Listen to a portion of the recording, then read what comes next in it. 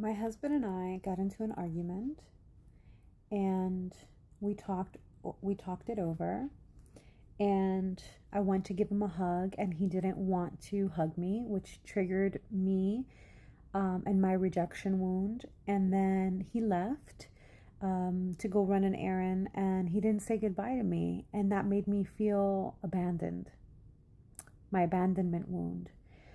And so I cried, and at first I was focusing on the story and the phenomena that was occurring. Like, oh, how could he do this? How can he just leave me like this? That whole kind of victim story.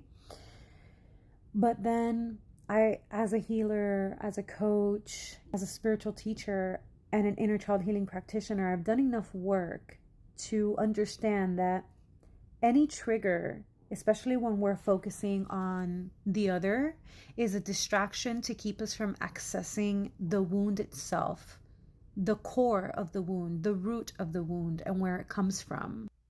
So I know that the trigger is a decoy. Focus on your husband, focus on your boyfriend, focus on your girlfriend, focus on whoever it is that you think is making you upset, and fix it with them. It has nothing to do with them.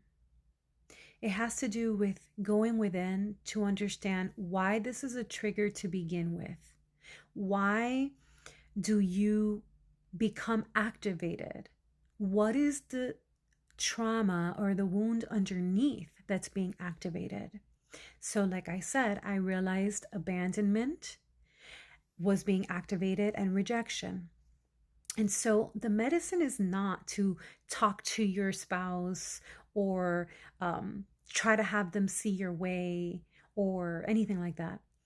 The medicine is in allowing it to be, allowing the trigger to arise, understanding they're providing a service to you. They are offering you a gift of realizing there is something there within yourself that needs your attention. And so you don't react to the drama that's occurring. You stop, you let it go, you breathe. And in this case, my husband left. And I did cry those tears of the victim a few minutes. But then I took a breath and I said, what does this remind me of? Where is this coming from? And obviously, it led me back to my father, who abandoned me, who I felt rejected me over and over again. And it's not even the fear of losing my husband, it's the fear of losing my father. And our partners often or always represent our most deepest and most intimate relationships of our life, which are mother and father. And so they are playing their part perfectly to help you heal what needs healing. And so in that moment, I spoke to the little girl inside of me and I told her, hey, you are safe. I will never leave you. I will never reject you. I will never abandon you. I became her father in that moment. I became her mother in that moment, and I reassured her how much I love her, which is all that she needed, but she was looking for it from my husband, which is not her father. And so that is the healing work. When you're having these triggers, especially in your romantic relationships, that is the work. Don't fight. Don't overreact. Don't try to make the other person wrong. Don't try to have them see your point of view, especially when you're triggered in that moment. Because when you say something is more important than what you have to say. When two people are in fight or flight mode, when two people are threatened, guess what they're going to do? They're going to defend. They're going to attack. That is not the time. So when that's happening and you notice it's getting more intense or more dramatic, that's when it's time to walk away, to say, okay, this is not the best time to talk about this. And to feel secure enough, because if you have insecure attachment, that will make you very nervous. You're going to feel like your skin is crawling, like, wait, we have to correct this before we move on, because of the fear of loss, the fear of abandonment, the fear of rejection, which is where insecure attachment comes from. You are afraid that the attachment will leave. That's why it's insecure. Okay. So you need to, in that moment, offer yourself that secure attachment.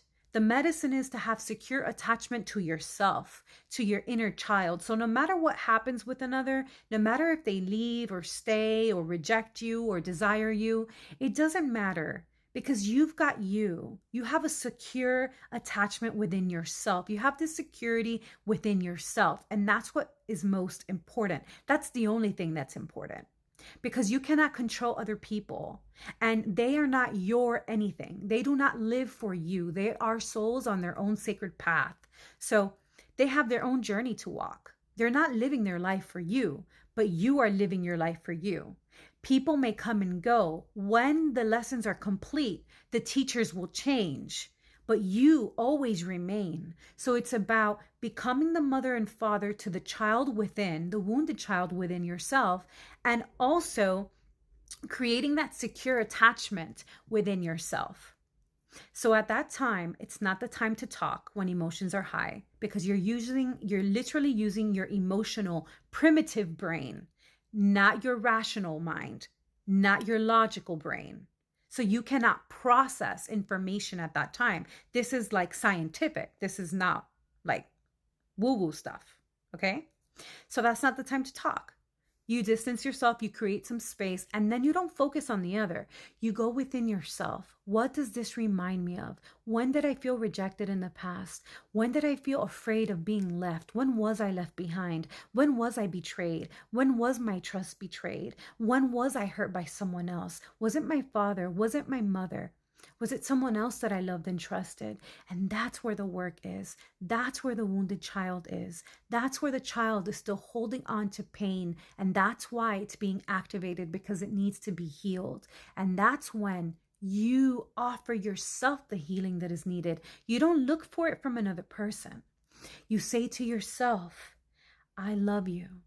I will never betray you, to that little boy inside, to that little girl inside. I would never leave you.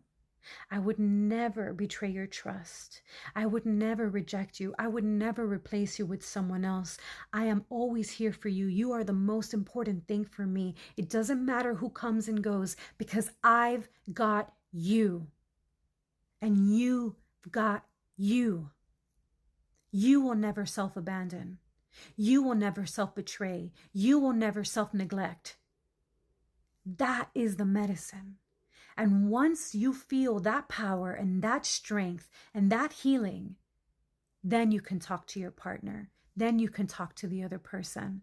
Maybe the next day, maybe later on. If it was something they did that was wrong, wait for them to come to you. Don't ever, when someone makes a mistake, treats you inappropriately, disrespects you, etc., you never go to them first, because that would be enabling that behavior. You need to love yourself enough to allow them as a sacred soul to recognize that that is not love and that is not appropriate. So when they come to you, it is because they have understood in their own time that how they reacted or what they said or what they did was not loving. So you have to allow them to come to you. And if it was you that said something that was not loving, or did something that was not loving, or made the mistake, that's okay too. Then you have to come to them first and tell them, I'm sorry I did that. I shouldn't have said that. I did it because this, and this. I did it because it reminded me of this from my past. I did it because my inner child within me felt threatened at that moment. You don't deserve that, or vice versa. And then you can talk about things. Once emotions are not high, once you're backing your logical brain, once you're not feeling threatened anymore, once you're calm. But remember, our partners are tools to help us evolve, to help us heal, to help us expand and raise our consciousness. It is not about the other.